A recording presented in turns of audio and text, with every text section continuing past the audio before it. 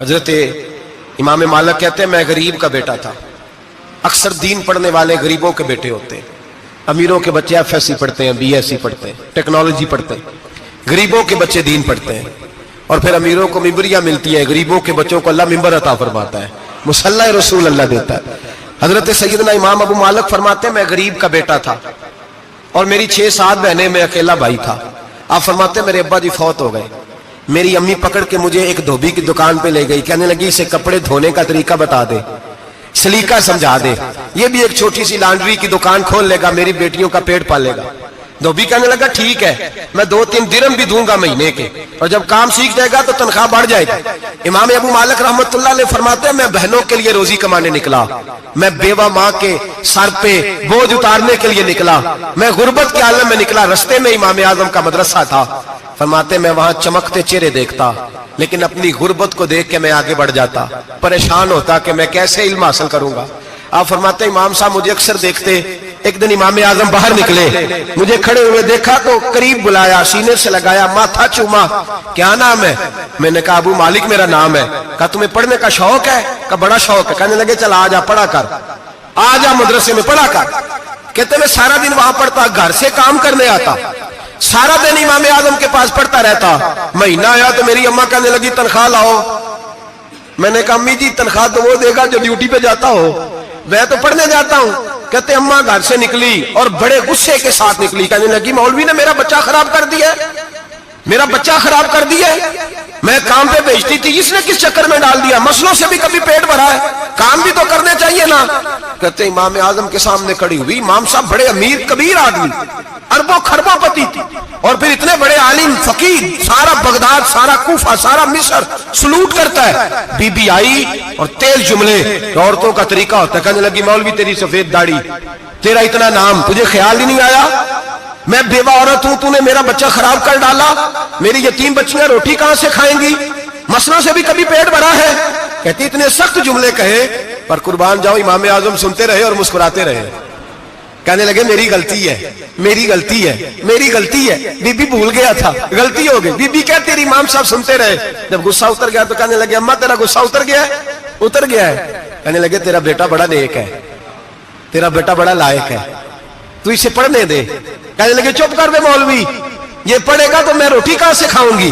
امام صاحب کہنے لگے مجھے بتائے گی تیرے گھر کا خرچہ کتنا ہے.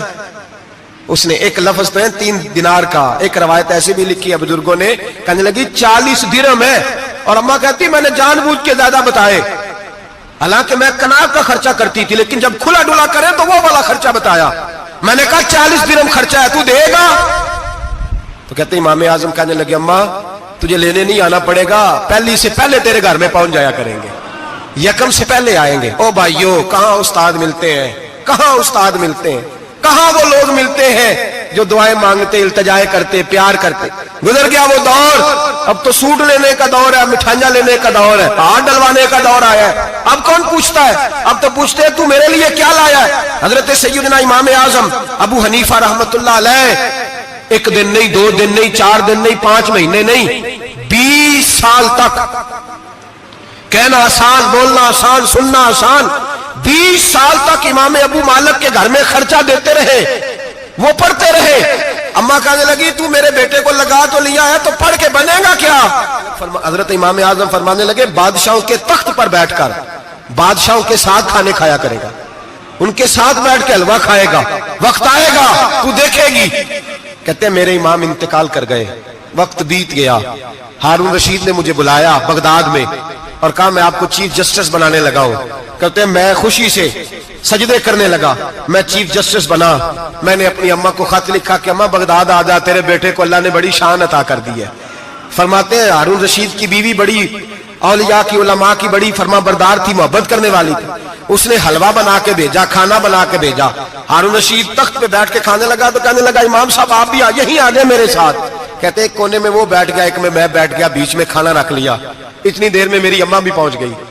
2 لقمے کھائے تھے کہ اماں آ گئی. جب اماں نے مجھے تخت پہ بیٹھے دیکھا, ایک یتیم, ایک لاوارث, ایک بن باپ کا بچہ, وہ کل تک جو بہنوں کے لیے 4 دینار نہیں لا سکتا تھا, تخت پہ بیٹھ کے جب روٹی کھاتے دیکھا تو اماں تڑپ گئی, روئی, چیخیں ماری. میں نے کہا اماں کیا ہوا؟ کہنے لگی بیٹا مجھے تیرا استاد یاد آ گیا ہے، اس نے کئی سال پہلے کہا تھا اسے دین کا علم پڑھنے دے، اسے فقیہ بننے دے، یہ بہت آگے جائے گا۔ دیکھ آج اللہ نے تجھے کتنی شان عطا کی ہے۔ کہا بیٹا یہ کمال تیرا نہیں، یہ امام اعظم ابو حنیفہ کا کمال ہے، یہ ان کا کمال ہے جنہوں نے تمہیں یہاں تک پہنچایا۔ میرے بھائی اپنی پوری زندگی حضرت امام اعظم ابو حنیفہ نے، آج تو اساتذہ کرام، اساتذہ مجھ سے ایک ٹیچر کہنے لگے حضرت جی دل نہیں لگتا، بے سکونی سی ہے، کچھ بتلائیں۔ تو میں نے کہا کلاس میں کوئی یتیم بچہ ڈھونڈ لیں، کوئی لاوارث بچہ ڈھونڈیں، اس کی وردی اپنے ذمے لے لیں، کتابیں اپنے ذمے لے لیں، اس کا خرچہ اپنے ذمے لے لیں، روز جیب میں ٹافیاں ڈال کے جایا کرے کہ غریب کو دینی ہے، پر میں 2 مہینے یہ والا وظیفہ بھی پڑھ کے دیکھے، اللہ آپ کو سکون عطا کرے گا۔ یہ بھی کہنے لگے بڑی ٹھنڈک ہوئی ہے، بڑا سکون ملا ہے، بڑی تابعداری۔ میں نے کہا آپ لفظوں سے سکون چاہتے ہیں، وہ لوگ خدمت کر کے سکون لیتے۔ کوفے کا ایک امیر آدمی تھا، پھر غریب ہو گیا۔ غریب، غربت بڑی پریشانی ہے، بڑی پریشانی، بڑی آزمائش۔ غریب بیوقوف اس لیے ہوتا ہے کہ اس کی جیب میں پیسے نہیں ہوتے، غریب مجبور اس لیے ہوتا ہے کہ اس کے پاس ہوتا کچھ نہیں نا، تو ساری آزمائشیں کٹھی آ جاتی۔ غریب آدمی تھا، محنت مزدوری کرتا لیکن پوری نہ ہوتی۔ وہ کہتا ایک دن گلی میں ککڑی بیچنے والا آیا، تو میری ایک بیٹی تھی چھوٹی سی، باقی بچے بڑے تھے، چھوٹی ضد کرنے لگی، کہنے لگی ککڑی کھانی ہے، ککڑی۔ کہتے میں پریشان ہو گیا، دل ٹوٹ گیا، بیٹی نے سوال کیا ہے۔ فرماتے میں نے سوچا کس کے پاس جاؤں، کسی اور کے پاس مجھے سمجھ نہ آیا، میں سیدھا امام اعظم کے پاس چلا گیا۔ یہ شخص ہے جو مجھے دے گا بھی اور میرا پردہ بھی رکھے گا، مجھے دے گا بھی اور میرا، بولیے، میرا یہ پردہ بھی رکھے گا، یہ رسوا نہیں کرے گا، یہ فوٹو نہیں کھچائے گا، یہ فوٹو کھچا کے پہلے دن فیس بک پہ نہیں لگائے گا کہ میں غریبوں میں تھیلے بانٹ رہا ہوں، یہ اسی وقت اخبار والوں کو نہیں بلائے گا ایک تھیلا اور 6 اخباروں میں تصویریں، یہ اس طرح نہیں خیرات دے گا۔ حضرت امام اعظم کے پاس گیا تو فرماتے رش بہت زیادہ تھا، میں امام صاحب سے بات ہی نہ کر سکا، واپس آ گیا۔ امام صاحب نے بندہ بھیجا، فرمایا پتہ کر یہ بندہ کسی ضرورت کے لیے آیا تھا، رش کی وجہ سے بات نہیں کر پایا۔ کہتے واپس میرے پیچھے بندہ بھیجا، وہ میرے گھر تک آیا، گھر آ کے اس کو حالات کا پتہ چل گیا، واپس گیا۔ کہتے ہیں 3 تھیلیاں اشرفیوں کی بھر کے امام اعظم لائے اور خود آئے اور رات کے اندھیرے میں آئے اور مجھے تھیلیاں دے کے نا تو میرے آگے ہاتھ باندھ دیے۔ میں نے کہا حضور ہاتھ کیوں باندھتے ہیں؟ آپ فرمانے لگے یار دکھ اس بات کا ہے کہ تو میرا پڑوسی تھا اور تیری غربت کا مجھے پتہ ہی نہیں چلا، تو میرے علاقے کا تھا اور میں نے سوچا ہی نہیں، میرا اپنا تھا مجھے خیال ہی نہیں آیا، فرمایا معاف کر دے، میری شکایت نہ کرنا کہ یہ میری طرف توجہ نہیں کرتا۔ علم بھی تھا، عمل کا نور بھی تھا، تقوی کا حسن بھی تھا، غریب کی مدد کا جذبہ بھی تھا۔ آج لوگوں پر مال کا فتنہ سوار ہوتا ہے، سب پر نہیں لیکن زیادہ لوگوں پر۔ جیسے جیسے مال آتا جاتا ہے ویسے ویسے عقل بھی آتی جاتی ہے، ویسے ویسے سیانے بھی ہوتے جاتے ہیں۔ کہتے ہیں وہ بھی کمائے وہ بھی کرے، میں تو ٹیکنیکلی بڑا ہوں، میں عقل مند ہی، میں نے بڑی نہ بہن کی فکر رہتی ہے، نہ بھانجوں کی فکر رہتی ہے، نہ رشتہ دار کی فکر رہتی ہے، نہ دائیں بائیں کچھ دیکھتے ہیں۔ لوگ جیسے جیسے پاورفل ہوتے جاتے ہٹتے جاتے، کٹتے جاتے، امیروں سے گرانے لگتے جاتے، آگے کی طرف دیکھتے جاتے۔ امام اعظم ابو حنیفہ رحمت اللہ علیہ نے ساری زندگی پیار کیا، محبت بانٹی، علم، فقاہت، تقوی، روشنی۔ آج لوگوں کو علم ہوتا ہے پر علم کا نور نہیں ہوتا، ہمیں بہت ساری باتوں کا پتہ ہوتا ہے پر وہ باتیں ہمارے لفظوں میں ہوتی ہیں، ہم اس کے حسن سے آگاہ۔ اور اگر میں یہ کہہ دوں کہ ہمیں ان باتوں پر یقین کامل نہیں ہوتا، کہہ رہے ہوتے ہیں، ہم سمجھتے ہیں، بڑی باتیں کرتے ہیں، لیکن ان باتوں کے پیچھے جو عمل کا جذبہ ہے وہ پھیکا ہوتا۔ امام اعظم ابو حنیفہ رحمت اللہ تعالی علیہ جتنے بڑے عالم تھے اتنا ہی بڑا خوف تھا اللہ کا دل میں، اتنا ہی بڑا خوف تھا۔ ایک آدمی کہتا ہے میں نے امام صاحب سے مسئلہ پوچھنا تھا، میں نے عشاء کی نماز امام صاحب کے پیچھے پڑھی، کتنی لوگ باتیں سنتے ہیں، اس کا اثر کتنا لیتے ہیں، لیکن امام صاحب رحمت اللہ علیہ کا طریقہ کیا تھا؟ کہتے میں نے امام صاحب کے ساتھ نماز پڑھی مسجد میں، تو قاری صاحب نے قرآن پڑھا، اذا زلزلت الارض زلزالها واخرجت الارض اثقالها، فرماتے ہیں آخری 2 آیتیں پڑھی، فمن یعمل مثقال ذرۃ خیرا یرہ ومن یعمل مثقال ذرۃ شرا یرہ۔ اللہ فرماتے ہیں میں قیامت کے دن تیرے ذرے ذرے کا حساب کروں گا، ذرہ برابر نیکی ہوئی تو تیرے سامنے آئی، ذرہ برابر گناہ ہوا تو تیرے کس کے برابر؟ جی وہ کتنا ہوتا ہے؟ ریت کا 1 ذرہ، اس کے برابر بھی گناہ ہوا تو تیرے سامنے، یہ اللہ کہہ دیا ہے، تو ایسا انشاءاللہ ہو کے رہے گا۔ اللہ ایک دفعہ دکھائے گا، دعا فرمائے اللہ ہمیں معافی عطا فرمائے، اللہ ہم سے درگزر فرمائے، اللہ ہمیں بخشے ہوئوں میں شامل فرمائے۔ یہ آیت امام صاحب نے سنی تو کہتے ہیں میں نمازی سارے چلے گئے تو امام صاحب بیٹھے اور یوں نہ اپنی داڑھی پکڑ لی, چراغ ٹمٹما رہا, کہتے ہیں داڑھی پکڑ لی اور امام صاحب بیٹھے. میں نے کہا کہ کسی محویت کے عالم میں ہے, سوچ میں, چلے میں تھوڑی دیر میں آتا ہوں. کہتے ہیں میں 2 گھنٹے کے بعد آیا تو امام صاحب ویسے بیٹھے ہیں داڑھی پکڑی ہوئی. میں نے کہا ٹھہر کے آتا ہوں. میں پھر 1-1.5 گھنٹے کے بعد گیا تو ویسے بیٹھے. کہتے ہیں تہجد کا وقت ہو گیا, میں مسجد میں گیا تو چراغ ٹمٹمانے لگا, ختم ہونے کے قریب آ گیا. امام صاحب بیٹھے. اب میں نے دیکھا کہ آنکھیں آنسوؤں سے بھری ہوئی ہیں اور اپنی داڑھی پکڑ کے کھینچ رہے ہیں اور کہتے ہیں یا اللہ تو اگر ذرے ذرے کا حساب لے گا تو ابو حنیفہ تو الجھ جائے گا. اے اللہ تو ذرے ذرے کے بارے میں پوچھے گا تو میں تو نہیں جواب دے سکتا. خدا بندہ اس طرح کر, میرے ان سفید بالوں پہ رحم کھا. اے اللہ میرے بڑھاپے پہ مہربانی فرما, مجھ سے نہ ذرے ذرے کا پوچھنا, میں بڑا کمزور ہوں, میں نہیں جواب دے سکتا. مولا مجھ سے درگزر والا معاملہ کر. کہتے تڑپ رہے امام صاحب. فجر کی اذان ہوئی تو امام صاحب نے دائیں بائیں دیکھا, میں پیچھے کھڑا تھا.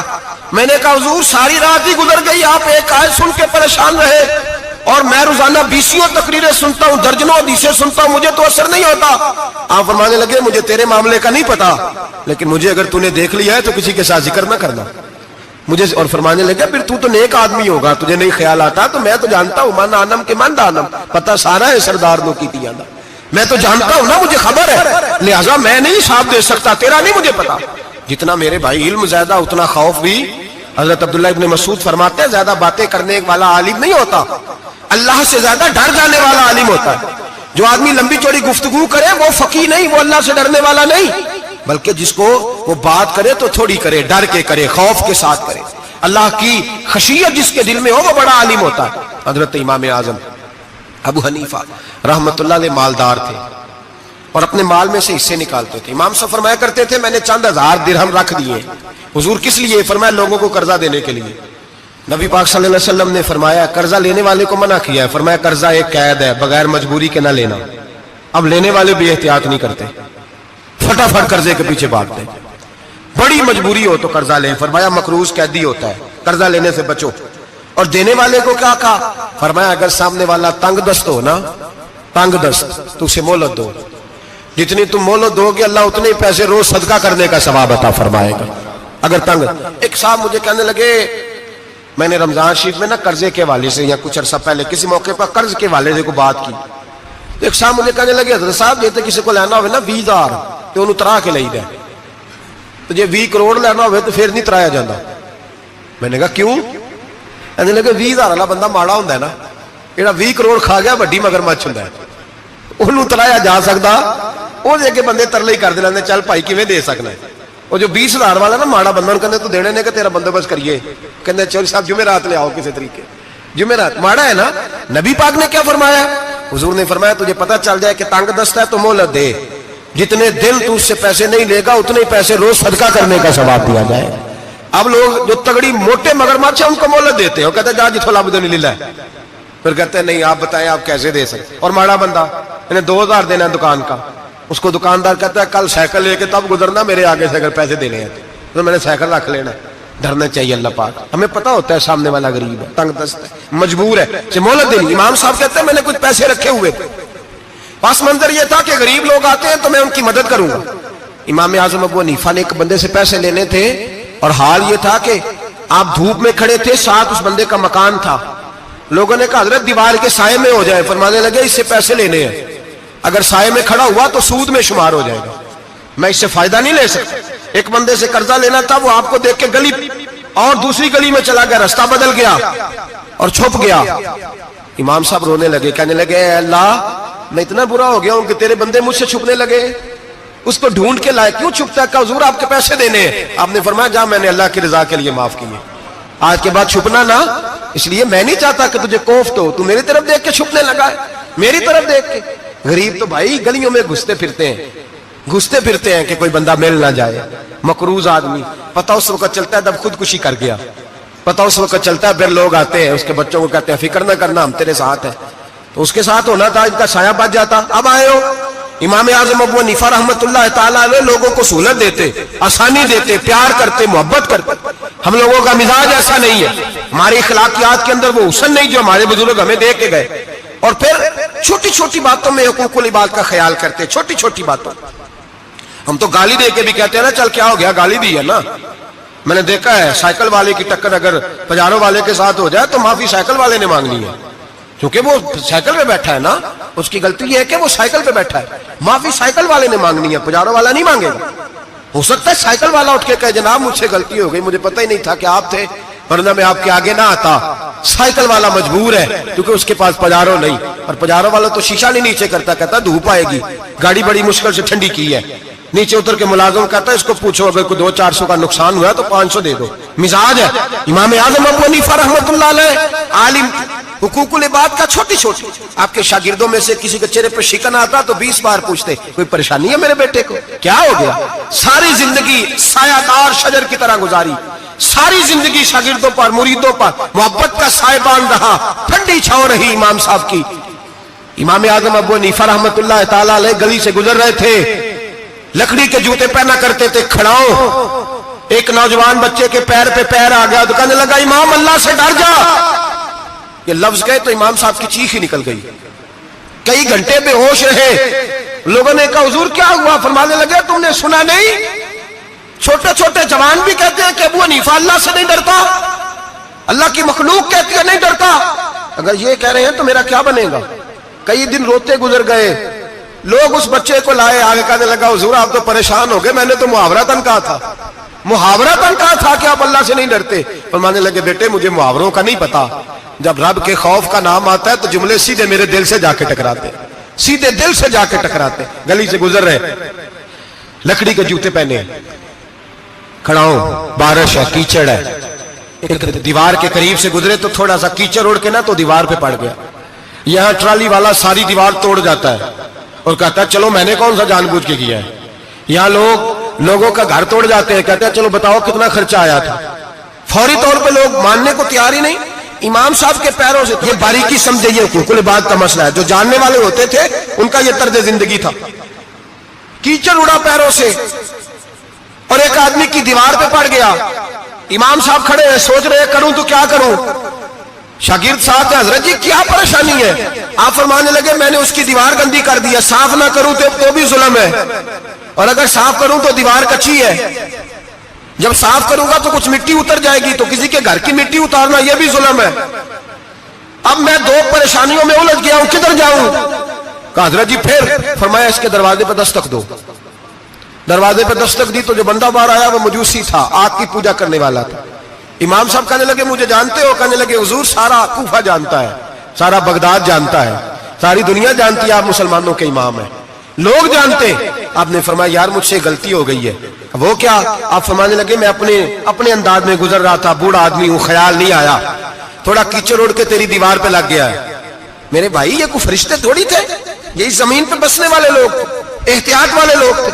ہم لوگوں نے پتہ نہیں اپنا مزاج اتنا سخت کیوں بنا لیا ہے. کتنے لوگوں کو لتاڑ کے, کتنی پگڑیاں اچھال کے, کتنے حقوق العباد ضائع کر کے بھی ہم اسی طرح کے مطمئن ہیں. کہاں سے تسلی لاتے ہیں ہم, کہاں سے اپنے آپ کو ٹھنڈک دیتے ہیں, کیسے اپنے آپ کو ہم سکون دے لیتے ہیں کسی کو تکلیف دے کے. کس طرح سکون کی نیند آتی ہے جب کوئی پریشان ہوتا, کیوں ہمارا دل پتھر ہو گیا.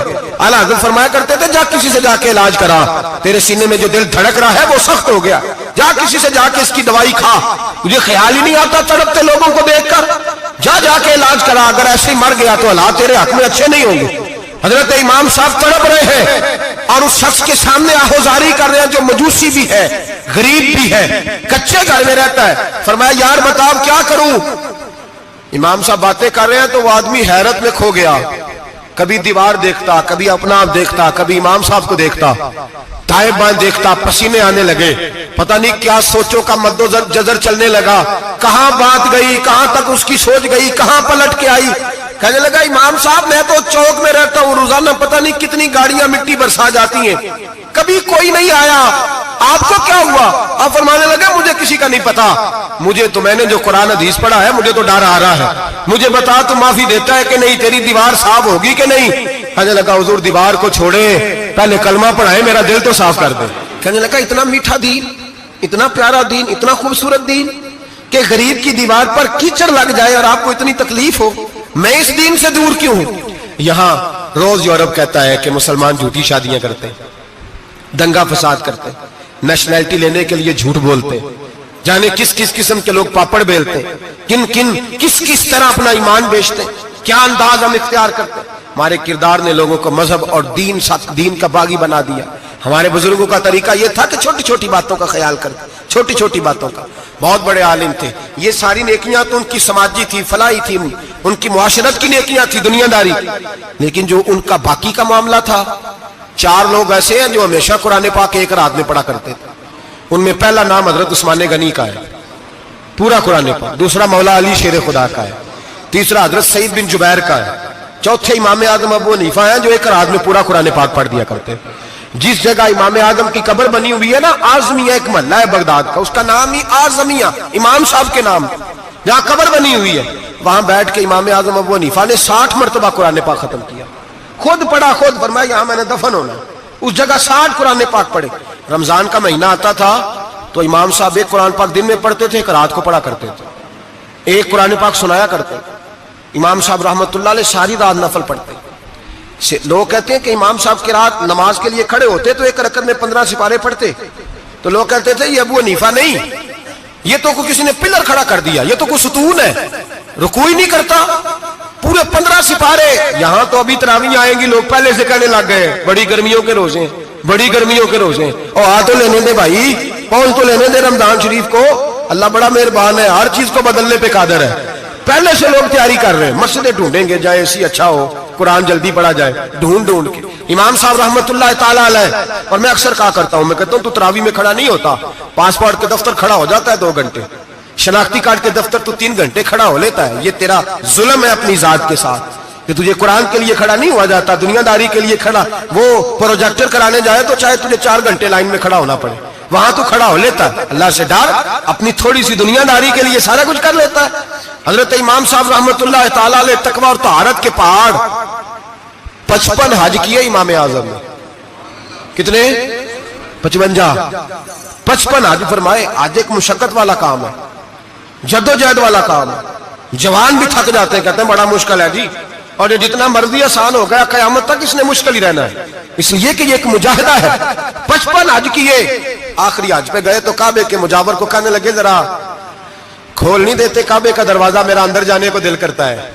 उसने दरवाजा खोला, अंदर गए तो कहने लगे खुदाया, 2 जुमले कहे, कहने लगे अल्लाह जितना तूने माल दिया था मैं उतना शुक्र नहीं अदा कर सका, और जितना तूने इल्म दिया था मैं उतना अमल नहीं कर सका, अब बूढ़ा हो गया हूं, मेहरबानी करना मुझसे दरगुजर वाला मामला कर। और अल्लाह अगर तू मुझे बता दे कि तू राजी या नाराज है तो मैं जरा सुकून से मर जाऊं। कहते काबे की दीवारों से आवाज आने लगी, अबू हनीफा तेरा रब तुझसे बड़ा राजी है। दाता गंज बख्श अली अजमेरी जैसा बाबा 1000 साल पहले लिख के गए कश्फुल माजूद में, दाता साहब ने लिखा है 1000 साल पहले कश्फुल माजूद में। दाता साहब फरमाते हैं मैं हजरत बिलाल की कब्र पे हाजिरी देने गया, यानी 1000 साल पहले के मुसलमान भी कब्रों पे मजारों पे जाया करते थे। दाता साहब लिखते हैं, कहते हैं मुल्क के शाम में हजरत बिलाल अबशी की कब्र पे हाजिरी देने गया, मैं कब्र पे हाजिरी दे के तो साथ लेट गया, मेरी आंख लग गई, मुझे ख्वाब में नबी पाक का दीदार नसीब हुआ। गोया हाजिरी हजरत बिलाल की, और बरकत यह कि वहां मुझे मुस्तफा का दीदार नसीब हो रहा है। फरमाते हैं नबी पाक मेरी ख्वाब में आए, हुजूर ने एक बूढ़े बाबे के गले में हाथ डाला हुआ है और अपने साथ साथ चला रहे हैं। मैंने अर्ज की या रसूल अल्लाह ये कौन है? तो नबी पाक ने फरमाया ये तेरा इमाम आजम अबू हनीफा है। फरमाते मुझे समझ आ गई कि इमाम आजम भटक इसलिए नहीं सकते कि उन्हें रसूल पाक ने सारा अता फरमाया है, वो भय किस लिए नहीं सकते कि नबी पाक ने उन्हें सारा दिया। दाता गंज बख्श अली अजमेरी रहमतुल्लाह ताला अलैह फरमाते हैं कि इमाम साहब रहमतुल्लाह ताला अलैह बहुत बड़ी शख्सियत। इमाम आजम का पैगाम क्या है? उन्होंने फिका बनाई, दीन फैलाया, जितनी भी मैंने बातें सुनाई सारा पैगाम, एक पैगाम है इमाम साहब। इमाम साहब रहमतुल्लाह ताला अलैह फरमाते हैं कि दीन पर अमल करने वालों को भी किसी अच्छी सोबत की जरूरत होती है, अमल करने वाले को। आप फरमाते हैं कई दफा अमल करने वाले का अमल भी टूट जाता है, इस्तकामत नहीं रहती। फरमाते अच्छी सोबतें तलाश करो, उनके पास बैठा करो, वरना हो सकता है जो अमल तुम कर रहे हो उसमें कमी आ जाए। जितना नेक लोगों से राब्ता ज्यादा रहता है, इंसान का दीन पर अमल ज्यादा रहता है। जितना नेक लोगों से पीछे हटता है उतना दीन से।